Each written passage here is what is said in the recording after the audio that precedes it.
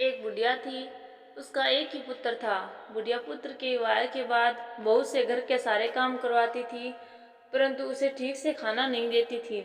यह सब लड़का देखता पर माँ से कुछ भी नहीं कह पाता।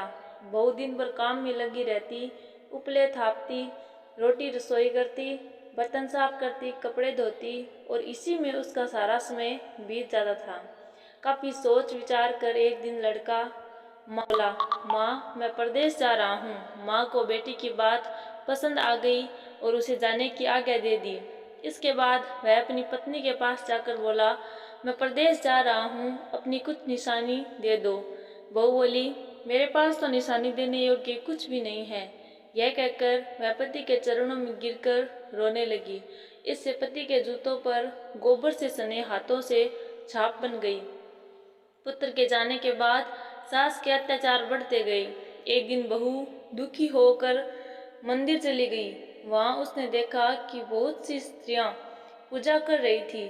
उसने स्त्रियों से व्रत के बारे में जानकारी ली तो वे बोली कि हम संतोषी माता का व्रत कर रही हैं। इससे सभी प्रकार के कष्टों का नाश होता है।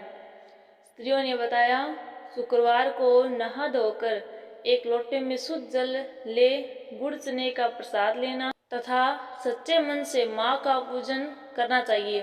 खटाई भूल कर भी मत खाना और न ही किसी को देना। एक वक्त का भोजन करना। व्रत विधान सुनकर अब वह प्रति शुक्रवार को स्वयं से व्रत करने लगी। माता की कृपा से कुछ दिनों के बाद पति का पत्र आया। कुछ दिनों बाद पैसा भी आ गया।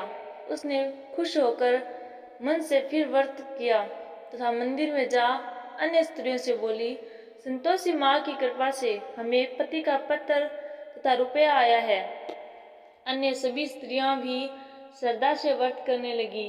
बहू ने कहा, हे माँ, जब मेरा पति घर आ जाएगा तो मैं तुम्हारे व्रत का उद्यापन करूंगी। अब एक रात संतोषी माँ ने उसके पति को सौंपन दिया और कहा, तुम अपने घर क्यों नहीं जाते? तो वह कहने लगा, सेठ का सारा सामान अभी बिका नहीं, रुपया भी अभी नहीं आया है। उसने सेठ को सौंपन की सारी बात कही तथा घर जाने की इजाजत मांगी, पर सेठ ने इनकार कर दिया।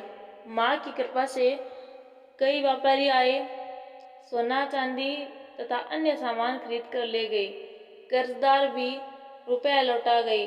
अब तो साहूकार ने उसे घर जाने की इजाजत दे दी।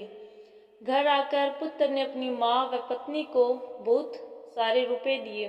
पत्नी ने कहा कि मुझे संतोषी माता के व्रत का उद्यापन करना है। उसने सभी को न्योता दे उद्यापन की सारी तैयारी की। पड़ोस की एक स्त्री उसे सुखी देख ईर्ष्या करने लगी।